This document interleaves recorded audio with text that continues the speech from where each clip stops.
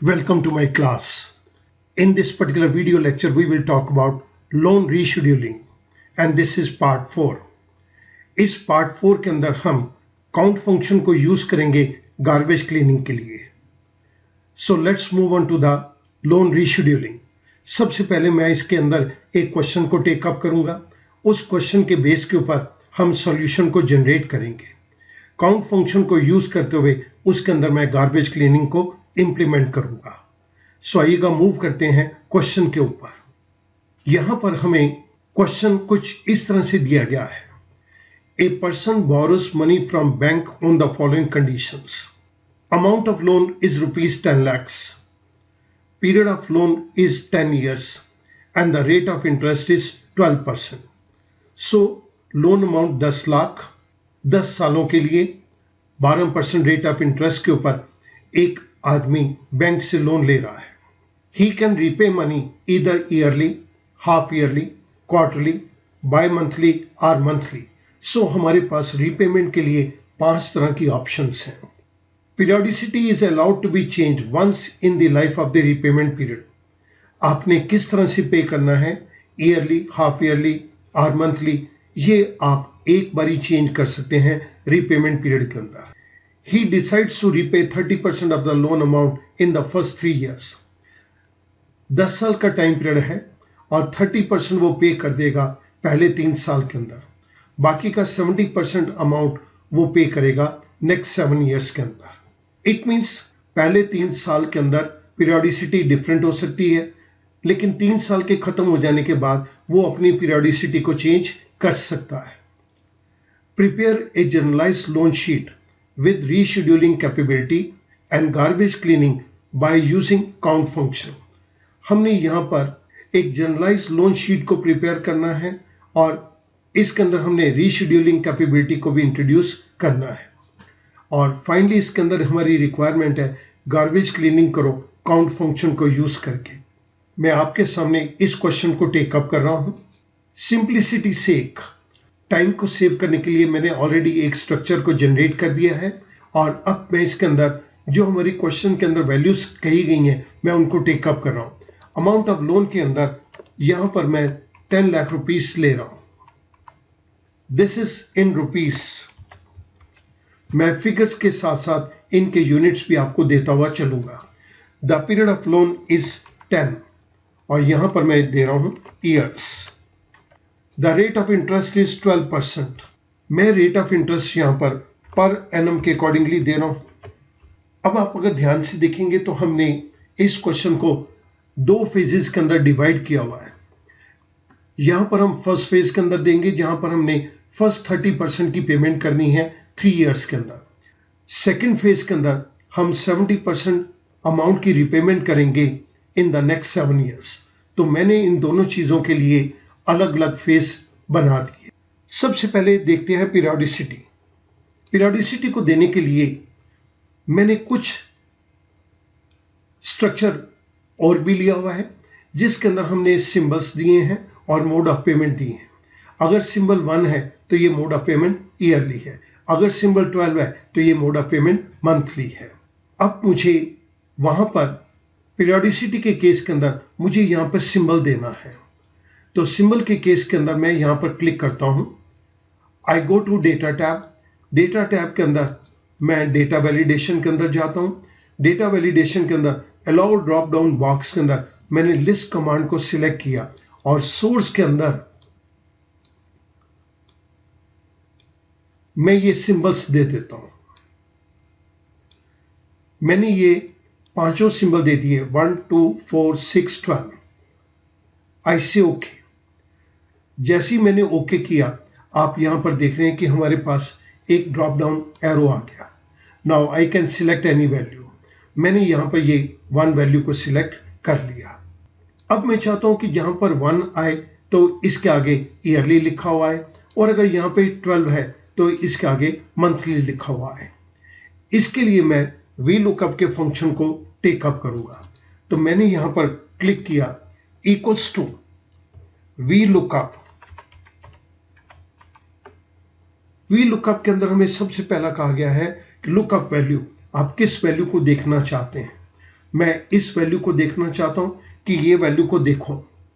इसके बाद table array, इस वैल्यू को हम किस टेबल के अंदर देखें, इस वैल्यू को हम इस टेबल के अंदर देखें। ये मेरी टेबल है। The next parameter is column index number, इस टेबल के अंदर कौन से कॉलम के अंदर देखा जाए, तो मैं नाम देता हूं कि इसके अंदर सेकेंड कॉलम के अंदर देखो। पेरेंथेसिस क्लोज, आई प्रेस एंटर। जैसे ही मैंने एंटर प्रेस किया, आप देख रहे हैं कि 12 के आगे ये मंथली आ गया। मैं अगर इसको चेंज करता हूं टू, तो आप देख रहे हैं ये हाफ ईयरली आ गया। इन सब के फॉन्ट साइज को मैं एक ही बारी इंक्रीज कर देता हूं। अब मैं अगर 1 लेता हूं तो ईयरली है, 12 लेता हूं तो मंथली है। Now this will change automatically. इस केस के अंदर हमने दो चीजों को यूज किया। 1 को लेने के लिए मैंने यहां पर लिस्ट कमांड को यूज किया है, ये मैं आपकी रेफरेंस के लिए साथ साथ दे रहा हूं। और ईयरली के केस के अंदर मैंने यहां पर वी लुकअप के फंक्शन को लिया है। सो आप इन चीजों को कभी भी बाद में भी रेफर कर सकते हैं। पीरियड के केस के अंदर मैं मैन्युअली लिख देता हूं कि फर्स्ट फेज के अंदर हमने पहले 3 साल लेने हैं और सेकेंड फेज के अंदर हमने 7 ईयर्स को टेकअप करना है। सो यहां पर मेरे पास 3 ईयर्स आ गए। मैंने यूनिट्स के केस के अंदर यहां पर ईयर्स दे दिए। इसके बाद फर्स्ट फेज के अंदर effective rate of interest, effective rate of interest को निकालने के लिए मैं इस सेल के अंदर B4 divided bye B6, that is our periodicity, I press enter. मेरे पास 0.12 आ गया। 12% हम रेट ऑफ इंटरेस्ट साल का चार्ज कर रहे हैं, तो पूरे साल का ये 12% ही हो गया। अगर मैं इसको मंथली लेता हूं, 12% साल का है, तो पर मंथ ये 1% रेट ऑफ इंटरेस्ट हमारा निकल के आ गया। इस केस के अंदर मैं यहां पर परसेंटेज का सिंबल दे देता हूं, लेकिन हमने जिस फंक्शन को यहां यूज किया है वो मैं आपकी रेफरेंस के लिए यहां पर दे रहा हूं। अब हमें इंस्टॉलमेंट का नंबर कैलकुलेट करना है। ईयरली पेमेंट कर रहे हैं तो 3 साल के अंदर हमारे पास 3 इंस्टॉलमेंट आनी चाहिए। ये इंस्टॉलमेंट को कैलकुलेट करने के लिए मैं यहां पर एक फंक्शन ले रहा हूं, that is B6 multiplied by B7। B7 is number of years. अगर पीरियोडिसिटी 1 है तो नंबर ऑफ ईयर्स के साथ मल्टीप्लाई कर दो। 1 multiplied by 3 it comes to 3। अगर मैं पीरियोडिसिटी को चेंज करता हूं, मान लीजिए मैं मंथली लेता हूं, तो आप देखेंगे कि 3 साल के अंदर हमारी 36 इंस्टॉलमेंट्स हो गई। मैं फिर 1 को टेकअप करता हूं। ईयरली के केस के अंदर हमारे पास 3 इंस्टॉलमेंट आ गए। यहां पर ये नंबर ऑफ इंस्टॉलमेंट है, तो मैंने नंबर लिख दिया। Percentage of amount to be repaid, इसके लिए हमें यहां पर यह बतलाना है कि हमने कितना अमाउंट रीपे करना है पहले 3 सालों के अंदर। तो मैं यहां पर दे देता हूं, हमने 30% रीपे करना है। This is in terms of percentage. पहले 3 सालों के अंदर हमने 30% पे करना है। अमाउंट को निकालने के लिए कि कितना अमाउंट हमने रीपे करना है, तो मैंने यहां पर एक फंक्शन दे दिया, equals to, this is B2 amount borrowed, that is ₹10 lakh, multiplied by percentage to be repaid, that is 30%। I press enter. मैं ये अमाउंट भी पे करूंगा इन रुपीस, लेकिन इसके लिए मैंने जिस फंक्शन को यूज किया आप वो यहां पर देख सकते हैं। अब मुझे यहां पर इंस्टॉलमेंट के अमाउंट को कैलकुलेट करना है। तो इंस्टॉलमेंट के अमाउंट को कैलकुलेट करने के लिए हमारे पास फंक्शन है PMT। मैंने ये PMT फंक्शन लिखा। इसके अंदर हमारे पास कुछ आर्गुमेंट्स दिए गए। The first one is rate. जब मैं रेट की बात करता हूं तो रेट हमारे पास इफेक्टिव रेट आएगा, that is this one, B8, comma. The next argument is NPER, number of period. Number of installment के केस के अंदर हमने 3 इंस्टॉलमेंट को पे करना है, तो हमने ये B9 दे दिया। इसके बाद प्रेजेंट वैल्यू, आज की डेट के अंदर हमने कितना अमाउंट बोरो किया है। जो अमाउंट हमने बोरो किया है ये अमाउंट हमें रिपे करना है, ये अमाउंट वापस जाएगा, तो मैं यहां पर माइनस का सिंबल लेता हूं और बोरोड अमाउंट को लिख देता हूं, that is B2।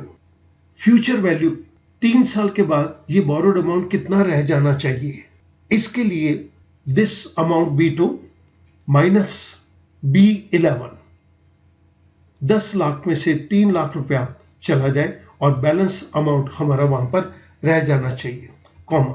The next argument is, क्या आप payment beginning of the period करेंगे या एंड ऑफ द पीरियड करेंगे? मैं end of the period payment करूंगा, सो यहां पर 0 आ गया, 0 for the end of the period, parenthesis close, I press enter. मेरे पास इंस्टॉलमेंट का अमाउंट कैलकुलेट होकर आ गया, this is again in rupees.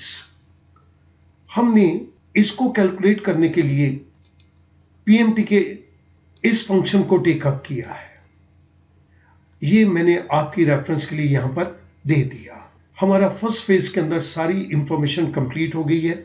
अब मैं सेकंड फेज की तरफ मूव करूंगा। जिस तरह से हमने ये सारा डेटा फर्स्ट फेज के अंदर फिल किया, उसी तरह से मैं यहां पर सेकंड फेज के अंदर भी इस डेटा को फिलअप करूंगा। सो पीरियोडिसिटी इसको निकालने के लिए मैं लिस्ट कमांड को यूज करूंगा। सो मैंने यहां पर क्लिक कर दिया, क्लिक डेटा। मैं डेटा टैब के अंदर, डेटा वैलिडेशन के अंदर, अलाउ ड्रॉप बॉक्स के अंदर लिस्ट कमांड को चूज करता हूं और सोर्स के अंदर मैंने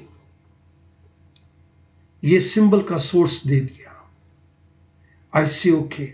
आप देख रहे हैं कि एक ड्रॉप डाउन एरो आ गया। मैं इसके अंदर पीरियोडिसिटी को चूज कर सकता हूं। मुझे पीरियोडिसिटी के सामने yearly, half yearly, quarterly, bimonthly और मंथली भी लिखा हुआ चाहिए। तो मैं इस ग्रीन सेल के अंदर यहां पर वी लुकअप के फंक्शन को टेकअप करूंगा, equals to VLOOKUP. Lookup value, इस वैल्यू को देखो जो G6 के अंदर दी गई है। इस वैल्यू को कहां देखना है? इस टेबल के अंदर देखो। इस टेबल के अंदर 1 की वैल्यू को किस कॉलम के अंदर देखा जाए? सेकेंड कॉलम के अंदर देखो, तो मैंने यहां पे 2 दे दिया। पेरेंथेसिस क्लोज, आई प्रेस एंटर। आप स्टूडेंट नोट कीजिएगा, अगर ये 1 है तो हमारे पास ईयरली आ गया। सबसे पहले मैं इनके सबके फॉन्ट साइज इंक्रीज कर देता हूं। अगर ये मेरे पास 1 है तो ईयरली है, अगर मैं 2 को चूज करता हूं तो हाफ ईयरली है, अगर मैं 4 को टेकअप करता हूं तो ये क्वार्टरली है, और अगर मैं 12 को टेकअप करता हूं तो ये मंथली है। मैं फिर इसको 1 पे ले आता हूं ईयरली के लिए। Now the next is period. ये तो अब सेकेंड फेज है हमारा। फर्स्ट फेज के अंदर तो 3 साल निकल गए, तो सेकेंड फेज के अंदर अब ये हमारे पास 7 ईयर्स रहते हैं। तो मैं यहां पर एक फंक्शन को टेकअप करूंगा, that is B3 minus B7। I press enter. जैसे ही मैंने एंटर प्रेस किया, मेरे सामने ये 7 लिखा हुआ आ गया। This is years. Second phase के अंदर इफेक्टिव रेट ऑफ इंटरेस्ट के लिए मैं यहां पर रेट ऑफ इंटरेस्ट को कैलकुलेट करूंगा। इसके लिए मैं फंक्शन इंप्लीमेंट करूंगा, equals to this is the rate of interest B4 divided by G6। I press enter. मेरे पास यहां पर इफेक्टिव रेट आ गया 0.12%, यानी कि साल का इंटरेस्ट 12% यहां पे निकलेगा। This is in percentage. Installment को कैलकुलेट करने के लिए मैं एक फंक्शन को अगेन टेकअप करूंगा, this is equal to G6 multiplied by G7। अगर एनुअल पेमेंट होनी है और 7 साल पेमेंट होनी है तो हमें बताओ टोटल इंस्टॉलमेंट कितनी होगी? This will be equal to 7। अगर हमने ये हाफ ईयरली पेमेंट करनी है तो ये 7 साल के अंदर इंस्टॉलमेंट्स होंगी 14। अगर मुझे यहां पर क्वार्टरली पेमेंट करनी है तो 7 साल के अंदर इंस्टॉलमेंट्स होंगी 28। मैं अगेन इसको ईयरली पे टेकअप कर रहा हूं, yearly. Now the percentage amount to be repaid. हमने फर्स्ट फेज के अंदर 30% रीपे किया है, तो सेकेंड फेज के अंदर हमारा अमाउंट बच जाता है 70%। इसको लेने के लिए मैंने 1 माइनस 30% कर दिया, this percentage. I press enter, मेरे पास यहां पर 70% आ गया। मैं यहां पर परसेंटेज का सिंबल दे रहा हूं। अमाउंट टू बी रीपेड, कितना अमाउंट हमने रीपे करना है, दिस इज इक्वल्स टू 70% हमने रीपे करना है मल्टीप्लाइड बाय B2। जो अमाउंट हमने 10 लाख का बोरो किया था वो अमाउंट हमने अब उसका 70% पे करना है, तो मैंने B2 को मल्टीप्लाई कर दिया G10 के साथ। G10 हमारा 70% है। मेरे पास ये अमाउंट निकल के आ गया 7 lakh rupees. This is in rupees. मैं यहां पर नंबर भी दे देता हूं, this is the number of installment. अब मुझे इंस्टॉलमेंट के अमाउंट को कैलकुलेट करना है। जिस तरह से हमने फर्स्ट फेज के अंदर इंस्टॉलमेंट के अमाउंट को कैलकुलेट किया था, उसी तरह से हमने सेकंड फेज के अंदर भी इंस्टॉलमेंट के अमाउंट को कैलकुलेट करना है। सेकंड फेज के अंदर हमारा अमाउंट 7 लाख का है और हमने इसको 7 इयर्स के अंदर रीपे करना है। तो हमारे पास इंस्टॉलमेंट का अमाउंट कितना होगा, इसको जानने के लिए मैं इस जगह के ऊपर पीएमटी के फंक्शन को टेकअप कर रहा हूं। पीएमटी के फंक्शन के अंदर सबसे पहले हमारा आर्गुमेंट है रेट। हमारा इफेक्टिव रेट ऑफ इंटरेस्ट ये हमें G8 के अंदर दिया गया है। नंबर ऑफ पीरियड, आप कितनी इंस्टॉलमेंट को पे करेंगे, ये हमें G9 के अंदर दिया गया है। The next one is present value, हमने कितना अमाउंट रीपे करना है। ये अमाउंट क्योंकि आउटगोइंग है तो मैं माइनस सिंबल लेता हूं और ये मैंने G11 दे दिया। 7 लाख रुपया अब हमने रीपे करना है। फ्यूचर के अंदर ये अमाउंट कितना रह जाए, 7 साल जब हम रीपे कर दें तो ये अमाउंट 0 हो जाए। मैंने ये 0 दे दिया, comma. Type, this is the last argument. आप एंड में पेमेंट करेंगे या आप बिगिनिंग के अंदर पेमेंट करेंगे। हम जो भी इंस्टॉलमेंट अमाउंट है हम एंड में पे करेंगे, चाहे वो ईयरली है चाहे वो मंथली है। इसके लिए 1 मोर 0, आई क्लोज पेरेंथेसिस, आई प्रेस एंटर। मेरे पास यहां पर एक पीएमटी का अमाउंट कैलकुलेट होके आ गया 1,53,382 रुपीस 42 पैसा। आप 70% रीपेमेंट करेंगे 7 साल के अंदर। 7 लाख रुपए की पेमेंट आपने 7 साल के अंदर करनी है, तो उसके अंदर 7 इंस्टॉलमेंट कैलकुलेट होके आ गई। आपको ये अमाउंट हर साल पे करना है। अब मुझे यहां पर टोटल नंबर ऑफ इंस्टॉलमेंट को देना है। तो टोटल नंबर ऑफ इंस्टॉलमेंट मेरे पास इस केस के अंदर B9 प्लस G9, आई प्रेस एंटर, मेरे पास 10 इंस्टॉलमेंट्स निकल के आ गई। मैं एक बारी लोन शीट के ऊपर मूव करने से पहले आपको थोड़ी सी कैलकुलेशन यहां पर शो कर देता हूं। अगर ये पीरियड हमारे पास मंथली इंस्टॉलमेंट हो तो आप देख रहे हैं कि यहां पर ये मंथली इंस्टॉलमेंट अमाउंट चेंज हो गया। मंथली इंस्टॉलमेंट के अंदर 36 इंस्टॉलमेंट अब हम 3 साल में पे करेंगे। 12 3 36 और 36 के साथ यहां पर 7 इंस्टॉलमेंट है, तो ये टोटल नंबर ऑफ इंस्टॉलमेंट 43 हो गया। मैं इसको फिर 1 पे ले जाता हूं, ईयरली पे ले जाता हूं। इस केस के अंदर भी मैं इसको चेंज करता हूं, पीरियोडिसिटी को मैं यहां पर हाफ ईयरली कर देता हूं। जैसे ही मैं हाफ ईयरली करता हूं तो ये टोटल नंबर ऑफ इंस्टॉलमेंट 14 हो गई। फर्स्ट फेज की भी इंस्टॉलमेंट को मिला दें तो फर्स्ट फेज की 3 इंस्टॉलमेंट है और सेकंड फेज की 14 है, तो ये हमारे पास 17 इंस्टॉलमेंट्स आ गई। मान लीजिए कि मैं सारी पेमेंट मंथली करता हूं। पहले भी मैं मंथली कर रहा था और मैं बाद में भी ये मंथली करता हूं। उस केस के अंदर हमने 10 इयर्स के अंदर पे करना है, तो 10 into 12 months it comes to 120 months। मैं सिंप्लिसिटी से इसको 1 ले रहा हूं और इसको भी सिंप्लिसिटी से 1 ले रहा हूं। तो हमारे पास पहले 3 साल के अंदर 3 इंस्टॉलमेंट, सेकेंड फेज के अंदर भी ईयरली बेस के ऊपर 7 इंस्टॉलमेंट, तो टोटल नंबर ऑफ इंस्टॉलमेंट हमारी 10 हो गई। इस केस के अंदर हमने जिस पीएमटी के फंक्शन को टेकअप किया है वो मैं आपकी रेफरेंस के लिए यहां पर दे रहा हूं। ये पीएमटी फंक्शन हमने इस पर्टिकुलर इंस्टॉलमेंट के अमाउंट को कैलकुलेट करने के लिए लिया है। यहां पर स्टूडेंट देखिएगा कि हमारा जो बेसिक स्ट्रक्चर है क्लियर हो जाता है, लेकिन क्वेश्चन के अंदर एक रिक्वायरमेंट थी कि गार्बेज क्लीनिंग के लिए आप काउंट फंक्शन को यूज करेंगे। तो सबसे पहले मैं आपके साथ लोन शीट को टेकअप करने से पहले मैं आपको काउंट फंक्शन को यहां पर क्लियर कर देता हूं। Count function counts the cells that has number in it. जिन सेल के अंदर भी कोई नंबर होगा, काउंट फंक्शन उस पर्टिकुलर सेल को मुझे काउंट करके दे देगा। मैं यहां पर एक नंबर लिख रहा हूं 120। इस जगह के ऊपर मैं काउंट फंक्शन को टेकअप कर रहा हूं, काउंट। मैं काउंट के अंदर ये वैल्यू दे देता हूं E3, parenthesis close, equals to 1। अगर तो ये यहां पर नंबर है तो मेरे को ट्रू दे दो, और अगर ये नंबर नहीं है तो मुझे फॉल्स दे दो। जैसे ही मैंने एंटर प्रेस किया मुझे यहां पर ट्रू मिल गया। इट मींस कि यहां पर हमने कोई नंबर दिया है। हमने इसको चेक करने के लिए कि ये नंबर है या नहीं है, इस फंक्शन को यहां पर यूज किया। मैं इस काउंट फंक्शन को आगे भी बहुत बारी यूज करूंगा, लेकिन फिलहाल मैं इसको यहां से रिमूव कर रहा हूं। ये आपकी रेफरेंस के लिए सिर्फ था। एक और चीज, हमने इस केस के अंदर जो वी लुकअप का फंक्शन लिया, मैं वो आपकी रेफरेंस के लिए यहां पर दे रहा हूं। सो दोनों फेजेस के अंदर हमारे पास वी लुकअप का फंक्शन आ गया।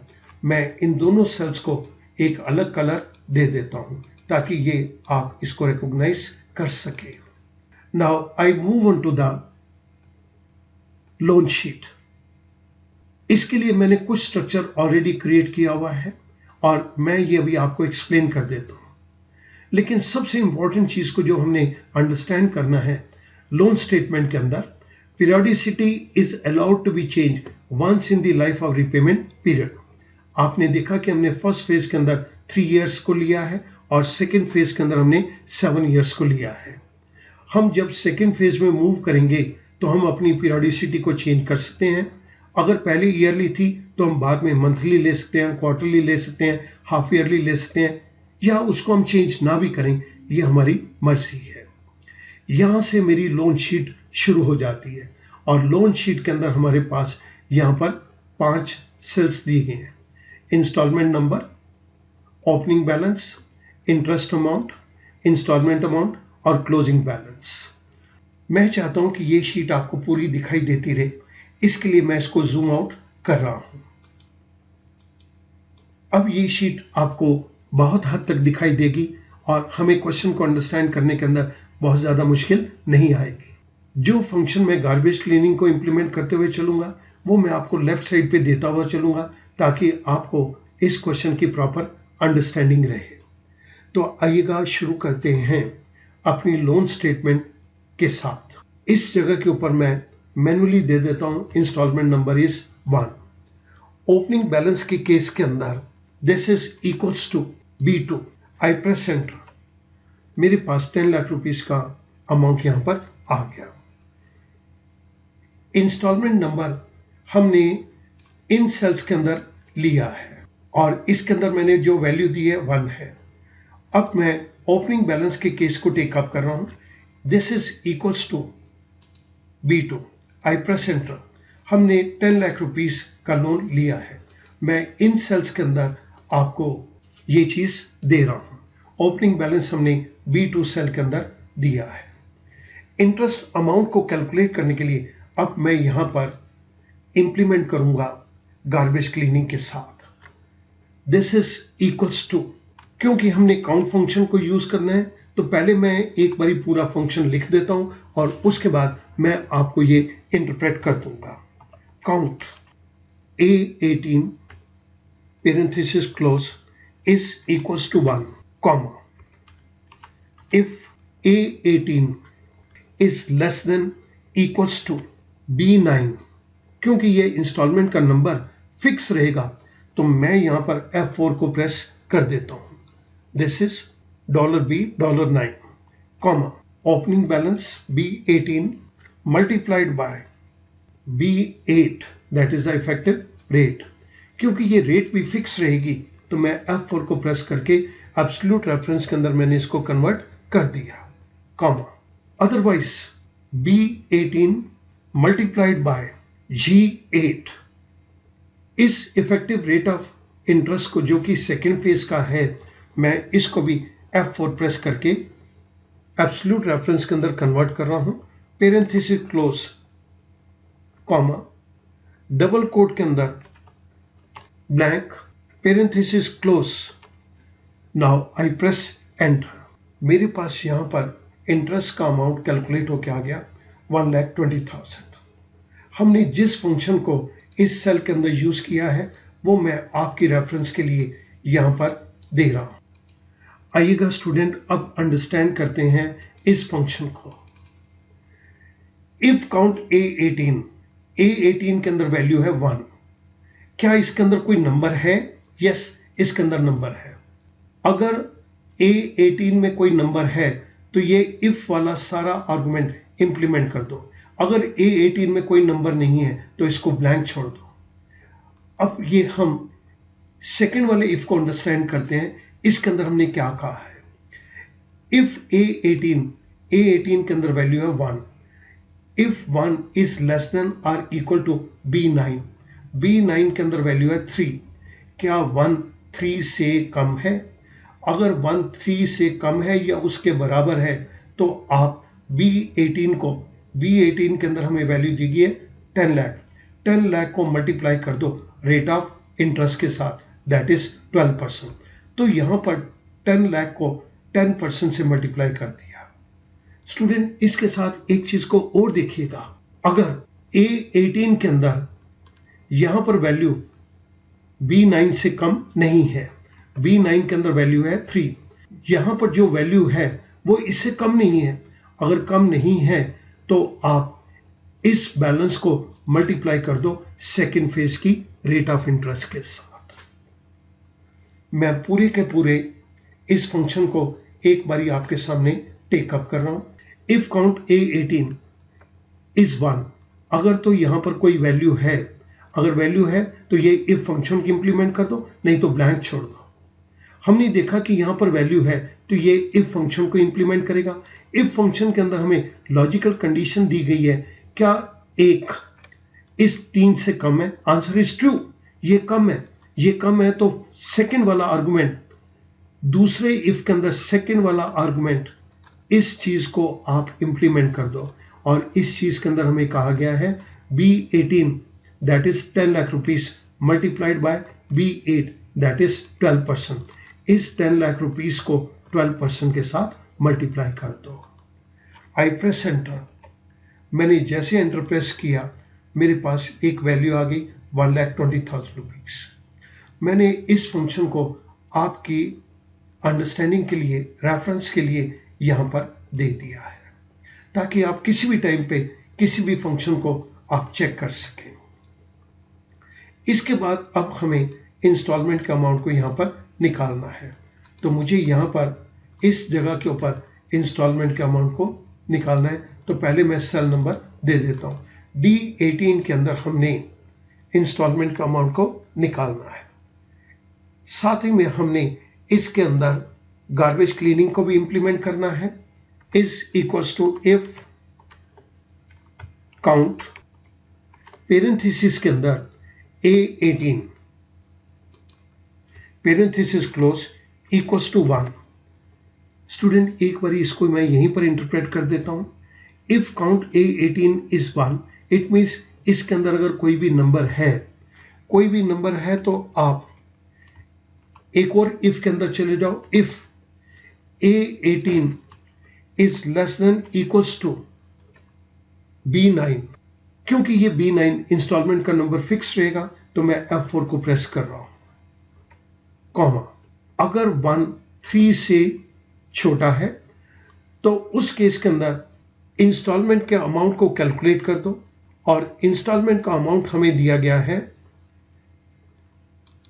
B12 के अंदर। क्योंकि ये इंस्टॉलमेंट का अमाउंट फिक्स रहेगा, मैं यहां पर भी F4 को प्रेस कर रहा हूं, कॉमा। अगर ये नंबर, एक नंबर इस नंबर से कम नहीं है तो हमें इंस्टॉलमेंट का अमाउंट दे दो सेकंड फेज का, दैट इज G12। मैं इसको भी F4 प्रेस करके फिक्स कर रहा हूं, पेरेंथेसिस क्लोज, नहीं तो डबल कोट के अंदर ब्लैंक दे दो, पेरेंथेसिस क्लोज, आई प्रेस एंटर।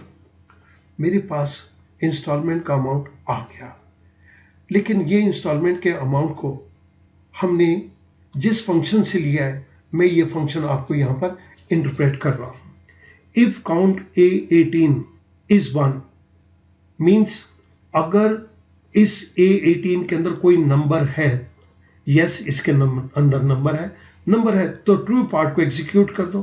ट्रू पार्ट के अंदर हमें एक इफ दिया गया है, मैं अब इस इफ को टेकअप कर रहा हूं। इफ A18 के अंदर हमें वैल्यू दी गई है 1 is less than equals to B9, this is 3, क्या 1 3 से छोटा है? ट्रू है तो फर्स्ट पार्ट को इंप्लीमेंट कर दो। फर्स्ट पार्ट हमें ये कह रहा है यहां पर B12 की वैल्यू दे दो, B12 is our instalment amount. और अगर यहां पर कोई नंबर नहीं है, if A count A18 is 1, अगर यहां पर कोई नंबर नहीं है तो यहां पर ब्लैंक छोड़ दो। हमने देखा कि यहां पर नंबर है तो वो PMT के फंक्शन को इंप्लीमेंट कर देगा, लेकिन अगर यहां पे कोई नंबर नहीं होता तो ये यहां पर इसको ब्लैंक छोड़ देता। I am going to press enter. मेरे पास इंस्टॉलमेंट का अमाउंट निकल के आ गया। हमने यहां पर जिस पर्टिकुलर फंक्शन को टेकअप किया, मैं आपकी रेफरेंस के लिए वो फंक्शन यहां पर दे रहा हूं। ये कंप्लीट फंक्शन मैंने गार्बेज क्लीनिंग का आपको लेफ्ट साइड के ऊपर दे दिया। इसके बाद अब मैं क्लोजिंग बैलेंस के ऊपर आता हूं। क्लोजिंग बैलेंस के लिए भी हमें गार्बेज क्लीनिंग को इंप्लीमेंट करना है, तो अगेन मैं इफ काउंट फंक्शन को यहां पर टेकअप कर रहा हूं। इफ काउंट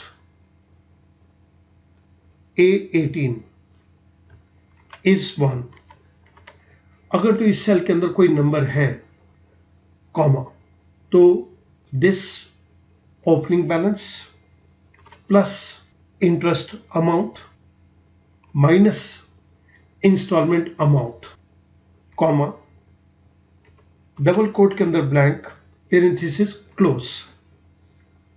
स्टूडेंट इसको अंडरस्टैंड कीजिएगा। इफ काउंट A18 इज 1, अगर यहां पर कोई भी नंबर है तो आप ओपनिंग बैलेंस इंटरेस्ट को जोड़ दो और इंस्टॉलमेंट को माइनस करके क्लोजिंग बैलेंस निकाल दो। और अगर यहां पर नंबर नहीं है तो इसको ब्लैंक छोड़ दो। आई प्रेस एंटर। मेरे पास क्लोजिंग बैलेंस यहां पर आ गया। क्लोजिंग बैलेंस के लिए हमने जिस फंक्शन को इंप्लीमेंट किया है वो मैं आपको लेफ्ट साइड के अंदर दे रहा हूं। ये क्लोजिंग बैलेंस का फंक्शन हमने गार्बेज क्लीनिंग का यहां पर इंप्लीमेंट किया है। इसके बाद अब मुझे सेकेंड लाइन के ऊपर मूव करना है, तो सेकेंड लाइन के ऊपर भी हमें गार्बेज क्लीनिंग को इंप्लीमेंट करना है। ये गार्बेज क्लीनिंग के जो भी मैं फंक्शन यूज करूंगा आपको लेफ्ट साइड पे देता हुआ चलूंगा। Now I move on to the installment number. यहां पर मुझे यहीं से गार्बेज क्लीनिंग को इंप्लीमेंट करना है, तो मैं पहले फंक्शन दे रहा हूं, उसके बाद मैं आपको एक्सप्लेन करूंगा। If A18 is less than total number of installment, that is G13, क्योंकि ये इंस्टॉलमेंट का नंबर फिक्स रहेगा तो मैं यहां पर F4 को प्रेस कर रहा हूं। If A18 is less than G13, तो इसकी वैल्यू के अंदर 1 ऐड कर दो, नहीं तो इसको डबल कोट के अंदर ब्लैंक छोड़ दो, पेरेंथेसिस क्लोज। स्टूडेंट मैं एक बार एंटर प्रेस कर रहा हूं और उसके बाद ये आपको इंटरप्रेट करूंगा। इसको ध्यान से देखेंगे। If A18 is less then G13, A18 के अंदर वैल्यू है 1, G13 के अंदर हमारे पास वैल्यू है 10, क्या 1 10 से छोटा है? अगर छोटा है true, second argument A18 plus 1 को इंप्लीमेंट कर दो। A18 के अंदर वैल्यू है 1, 1 के अंदर 1 ऐड कर दो, तो ये हमें यहां पर आंसर 2 दे रहा है। इस इंस्टॉलमेंट नंबर के केस के अंदर हमने जिस पर्टिकुलर फंक्शन को यूज किया, मैं वो आपकी रेफरेंस के लिए यहां पर दे रहा हूं। इसके बाद अब मुझे ओपनिंग बैलेंस को टेकअप करना है। Now this is equals to if count A19 is equals to 1, comma, तो यहां पर हमें वैल्यू दे दो क्लोजिंग बैलेंस की, नहीं तो इसको ब्लैंक छोड़ दो, पेरेंथेसिस क्लोज, आई प्रेस एंटर। मैं अब आपको इस चीज को इंटरप्रेट कर रहा हूं। इफ काउंट A19, अगर इसके अंदर कोई नंबर है और इसके अंदर नंबर है, इसके अंदर नंबर है, तो सेकेंड आर्गुमेंट E18 इसको इंप्लीमेंट कर दो। E18 के अंदर हमारे पास क्लोजिंग बैलेंस है। अगर यहां पर नंबर नहीं है तो इसको ब्लैंक छोड़ दो, बट हमारे इस केस के अंदर हमारे पास A19 के अंदर एक नंबर दिया गया है, ये ट्रू है, कंडीशन ट्रू है, तो यहां पर E18 की वैल्यू दे दो। जैसे ही मैं इसको प्रेस करूंगा, ये मुझे क्लोजिंग बैलेंस सेकेंड इंस्टॉलमेंट के केस के अंदर ओपनिंग बैलेंस की फॉर्म में दे देगा। हमने इस केस के अंदर जिस फंक्शन को यूज किया है, अगर आप सेपरेटली भी देखना चाहें तो ये आप यहां पर लेफ्ट साइड पे इसको देख सकते हैं। Now I move on to the interest amount. Interest के अमाउंट के अंदर हम पहले से ही गार्बेज क्लीनिंग को इंप्लीमेंट कर चुके हैं, लेकिन मैं आपके सामने इस गार्बेज क्लीनिंग को एक बारी दोबारा से इंप्लीमेंट करने जा रहा हूं। Equals to if count A19 is equals to 1, अगर तो A19 के अंदर कोई नंबर है तो यहां पर एक सेकेंड इफ को शुरू कर दो। If A19 is less than equals to B9, मैं F4 प्रेस करके इसे भी फिक्स कर रहा हूं, comma, B19 is our opening balance, इसको मल्टीप्लाई कर दो with the rate of interest that is given to us in B8। क्योंकि ये रेट फिक्स रहेगा, मैं F4 को यहां पे प्रेस कर रहा हूं। और अगर ये छोटा नहीं है तो इस ओपनिंग बैलेंस को मल्टीप्लाई कर दो G8 के साथ, इफेक्टिव रेट ऑफ इंटरेस्ट के साथ, सेकेंड फेज की इफेक्टिव रेट ऑफ इंटरेस्ट के साथ इसको मल्टीप्लाई कर दो। आई प्रेस F4, मैंने इसको भी फिक्स कर दिया, पेरेंथेसिस क्लोज, कॉमा, इसके बाद डबल कोट के अंदर स्पेस, पेरेंथेसिस क्लोज। आइएगा स्टूडेंट, अब इसको अंडरस्टैंड करते हैं। इफ काउंट A19 इज 1, अगर तो यहां पर कोई नंबर है और यहां पर नंबर है तो ये सारा पार्ट इफ का ट्रू पार्ट है, इसको एग्जीक्यूट कर दो। हम ट्रू पार्ट के अंदर जैसे ही एंटर करते हैं एक नया इफ है, तो इफ के अंदर हमें कंडीशन दी गई है A19 is less than equal to B9। A19 के अंदर वैल्यू है 2, क्या 2 B9 से, B9 के अंदर वैल्यू है 3, क्या 2 3 से छोटा है? यस, ट्रू, छोटा है। अगर ये ट्रू है तो यहां पर सेकेंड आर्गुमेंट को इंप्लीमेंट कर दो। सेकेंड आर्गुमेंट हमें ये कह रहा है B19 is opening balance multiplied by rate of interest. क्योंकि ये फर्स्ट फेज है तो हमने फर्स्ट फेज का ही रेट ऑफ इंटरेस्ट लेना है, और अगर ये फर्स्ट फेज ना होता तो हम सेकेंड फेज का रेट ऑफ इंटरेस्ट दे देते। I am going to press enter. आप यहां पर देख रहे हैं कि हमारे पास इंटरेस्ट अमाउंट निकल के आ गया। Look at this function once again. If a count A19 is 1, अगर तो यहां पर कोई वैल्यू है तो ट्रू पार्ट को एग्जीक्यूट कर दो, नहीं तो इसको ब्लैंक छोड़ दो। हमने अपने इस केस के अंदर ट्रू पार्ट को एग्जीक्यूट किया है। आई प्रेस एंटर। हमने इस केस के अंदर जो इंटरेस्ट के फंक्शन को टेकअप किया है, मैं वो आपकी रेफरेंस के लिए यहां पर दे रहा हूं। Now I move on to the installment amount. This is equals to if count A19 is equals to 1, comma, if A19 is less than equals to B9, मैं इस B9 को फिक्स कर रहा हूं क्योंकि ये सेम रहेगा, इसके अंदर कोई चेंज नहीं आए। तो यहां पर वैल्यू दे दो B12 की, B12 को भी हम फिक्स कर देंगे, नहीं तो यहां पर वैल्यू दे दो G12 की, इसको भी मैंने एब्सोल्यूट रेफरेंस के अंदर कन्वर्ट कर दिया, कॉमा, डबल कोट के अंदर ब्लैंक, पेरेंथेसिस क्लोज, आई प्रेस एंटर। मेरे पास यहां पर इंस्टॉलमेंट का अमाउंट आ गया। मैं अब आपको ये इंटरप्रेट कर रहा हूं। इफ काउंट A19 इज 1, क्या इस सेल के अंदर कोई नंबर है? यस, इस सेल के अंदर नंबर है। अगर नंबर है तो ट्रू हो गया। ट्रू है तो फर्स्ट पार्ट को इंप्लीमेंट कर दो। फर्स्ट पार्ट के अंदर हमें एक पूरा इफ दिया गया है। मैं अब सेकेंड इफ को टेकअप कर रहा हूं। A19 is less than equal to B9। A19 के अंदर वैल्यू है 2, B9 के अंदर वैल्यू है 3। क्या 2 3 से छोटा है? ट्रू। ये ट्रू है तो फर्स्ट पार्ट को एग्जीक्यूट कर दो। फर्स्ट पार्ट हमें ये कह रहा है यहां पर B12 दे दो। 2,08,904 रुपीज 69 पैसा वाली इंस्टॉलमेंट को यहां पर दे दिया। आई प्रेस एंटर। इसके फॉल्स पार्ट को भी अंडरस्टैंड करते हैं स्टूडेंट्स।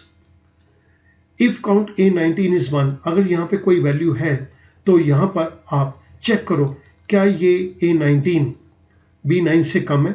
2 3 से कम है। ट्रू है। ट्रू है तो ये आप इस वाली इंस्टॉलमेंट को दे दो, और अगर ये ट्रू नहीं है तो आप सेकेंड फेज की इंस्टॉलमेंट को दे दो। This is G12। Now I press enter. मैंने जिस फंक्शन को यहां पे यूज किया है वो मैं आपकी रेफरेंस के लिए लेफ्ट साइड के ऊपर दे रहा हूं। इसके बाद अब मुझे लास्ट पॉइंट टेकअप करना है, that is closing balance. This is equals to if count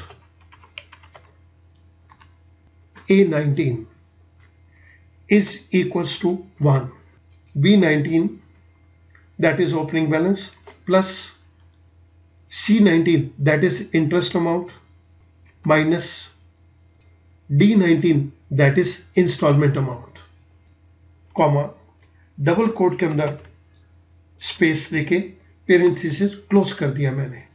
I press enter. मेरे पास यहां पर क्लोजिंग बैलेंस आ गया। आइएगा इसको इंटरप्रेट करते हैं।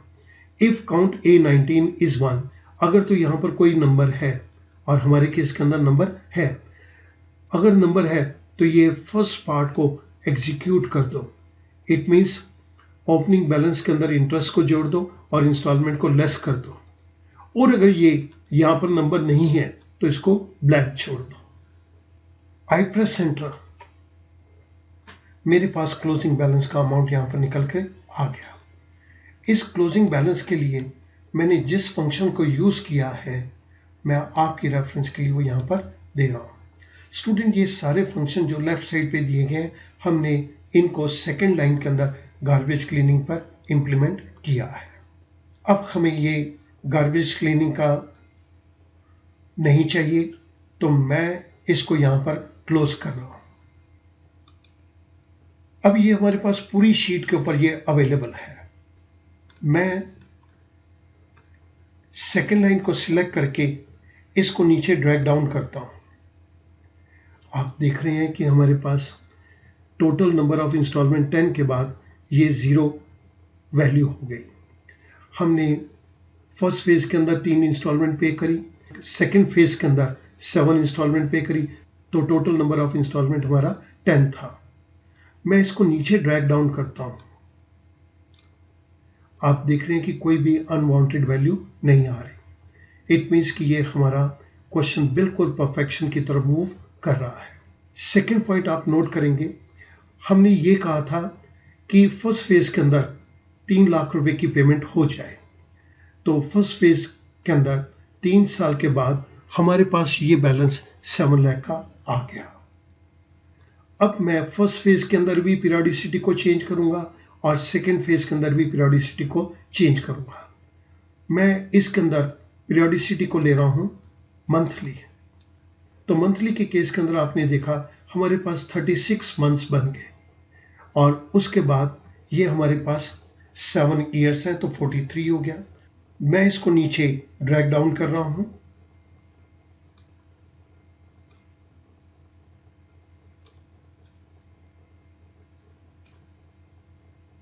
आप देख रहे हैं कि 43 इंस्टॉलमेंट के बाद ये 0 हो गया। मैं इस केस के अंदर भी पीरियोडिसिटी को मंथली कर देता हूं, तो मेरे पास ये टोटल 120 इंस्टॉलमेंट्स आ गई। 36 फर्स्ट फेज की हैं और 84 सेकेंड फेज की हैं। मैं इस केस के अंदर मैंने ये 44 वाली रो को सिलेक्ट किया और इसको मैं नीचे ड्रैग डाउन कर रहा हूं।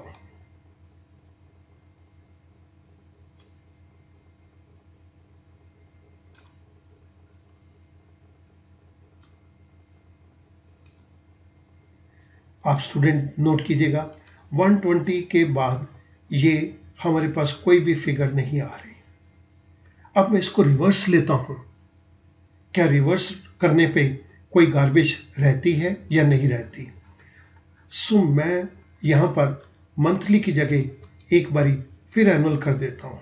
अब हमारे पास इंस्टॉलमेंट है 43। यहां पर मैं फर्स्ट फेज की भी पीरियोडिसिटी को चेंज करके 1 कर देता हूं। अब हमारे पास टोटल इंस्टॉलमेंट है 10। मैं इसको नीचे ड्रैग डाउन करता हूं। आप देख रहे हैं कि नीचे की सारी वैल्यूज चली गई और 10 के बाद ये 0 आ गया। बहुत ध्यान से देखेंगे तो हमने इसके अंदर बहुत सारे फंक्शंस को इंप्लीमेंट किया है और ये वाला सारा का सारा क्वेश्चन लोन रीशेड्यूलिंग पार्ट 4 के अंदर हमने यहां पर काउंट फंक्शन को यूज करके इंप्लीमेंट किया है। सारी गार्बेज क्लीनिंग को हमने क्लियर किया थ्रू काउंट फंक्शन। मैं समझता हूं कि अगर आप इस क्वेश्चन की 1-2 बारी प्रैक्टिस करेंगे तो ये क्वेश्चन आपके लिए बहुत आसान हो जाएगा और ये क्वेश्चन आपको बहुत नॉलेज भी देगा, एक बहुत बड़ा कॉन्फिडेंस देगा एक्सेल के अंदर और स्पेसिफिकली लोन रीशेड्यूलिंग को अंडरस्टैंड करने के अंदर ये आपकी बहुत मदद करेगा। Thank you very much.